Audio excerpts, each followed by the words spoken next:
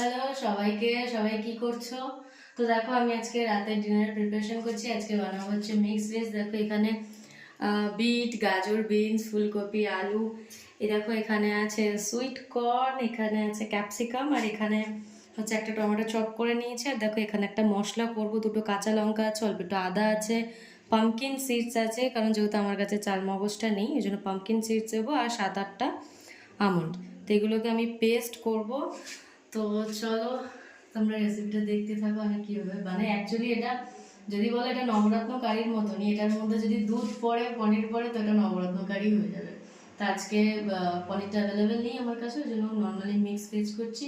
তো তোমরা দেখতে থাকো। তো দেখো জল বসিয়ে দিয়েছি আমি, সবজিগুলো একটু ভাপিয়ে দেবো। তো এর মধ্যে একটু নুন দিচ্ছি,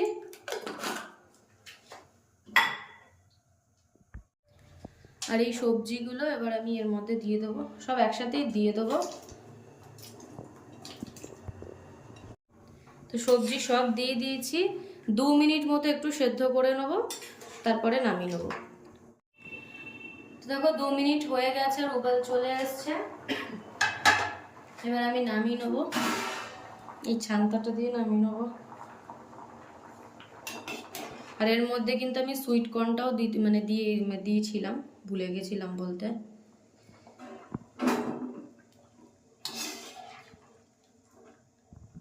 তো দেখো সবজি আমি এখানে সব ভাপে তুলে রেখে দিয়েছি, আর রান্নাটা করব সাদা তেল আর ঘি মিক্স করে, সর্ষের তেলে করছি না। তেল দিলাম, আর এর সাথে আমি দেবো একটুখানি ঘি।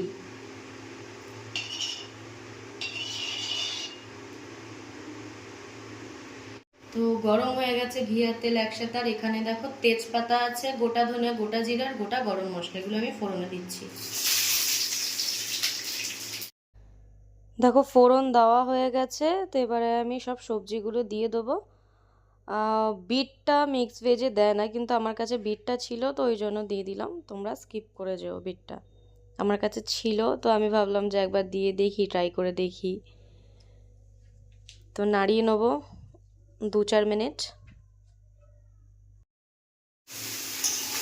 দেখো ভেজে নিয়েছি সবজিগুলো, এবারে আমি এর মধ্যে স্বাদ মতো নুন দিয়ে দেবো। যখন ভাপিয়েছিলাম তখন একটু নুন দিয়েছিলাম, তো সেই বুঝে একটু এখন অল্প করে নুন দিচ্ছি, পরে লাগলে আমি দিব। আর দিয়ে দিচ্ছি অল্প একটু হলুদ, অল্পই দেবো। আর এইবার আমি এই ক্যাপসিকামগুলো দিয়ে দিচ্ছি, আর টমেটো দিয়ে দিচ্ছি। মশলা একটু পরে দিচ্ছি, যে মশলাগুলো আমি করেছিলাম, কারণ নিরামিষ তো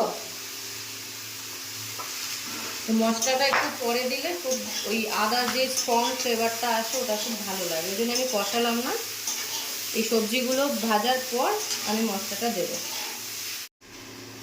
দেখো ঢাকা দিয়ে খুব সুন্দর করে ভেজে নিয়েছি, ফ্লেম আমি বাড়িয়ে দিচ্ছি। এবারে আমি এই মশলাটা দিয়ে দেবো। এখানে কিন্তু পোস্ত ইউজ করা যায়, আমি কিন্তু পোস্ত ইউজ করিনি, তোমরা চাইলে পোস্ত ইউজ করবে, পোস্ত দিলে আরও সুন্দর লাগে। কিন্তু যেহেতু এটা মানে প্রপার আমি নবরত্ন কারি করছি না, ওই জন্য আমি পোস্তটা দিইনি। এর মধ্যে এই স্টকটা আমি তুলে রেখেছিলাম।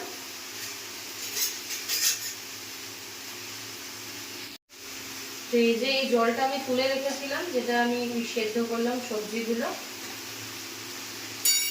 এই মিক্সির জারটা ধুয়ে আমি দিয়ে দিচ্ছি। চাইলে এই স্টকটা কিন্তু ঠান্ডা করে স্টোর করেও রাখা যায় ফ্রিজে, এটা আটা ফাটা মাখতে পারো। এটা ভালো করে নাড়িয়ে নিয়ে আমি আরো 2 মিনিট ঢেকে রান্না করব।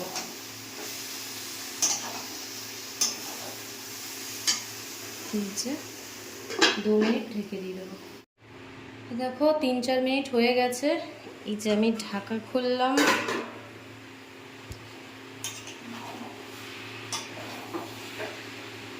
সবজি দেখি, হ্যাঁ সবজি পুরো সেদ্ধ হয়ে গেছে। এবার এর মধ্যে আমি অল্প একটু চিনি দেবো, সামান্য অল্প করে একটু চিনি দিলাম। আর দেব হচ্ছে আর একটু এই স্টক,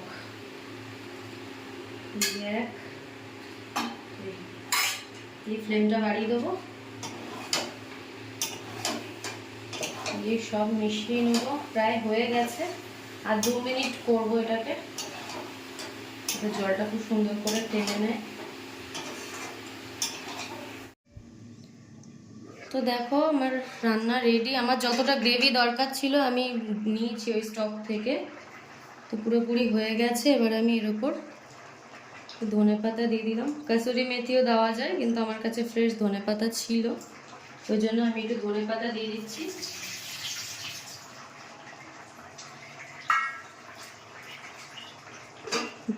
দিয়ে এবার 2 মিনিট ঢাকা দিয়ে রেখে দেবো। তো চলো 2 মিনিট হয়ে গেছে, একটু খুলে দেখা যাক। এই যে মিক্স ভেজ একদম রেডি।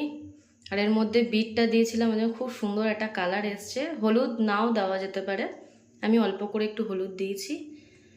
তো ব্যাস রেডি, আমি এবার ঢেলে নেবো। তো বন্ধুরা দেখো আমার ডিনার রেডি। এই যে মিক্স ভেজ আর রুটি আমি করে নিয়েছি। তো কেমন লাগলো রেসিপিটা অবশ্যই কমেন্ট করে জানিও। চলো ভালো থেকো, সুস্থ থেকো, টাটা।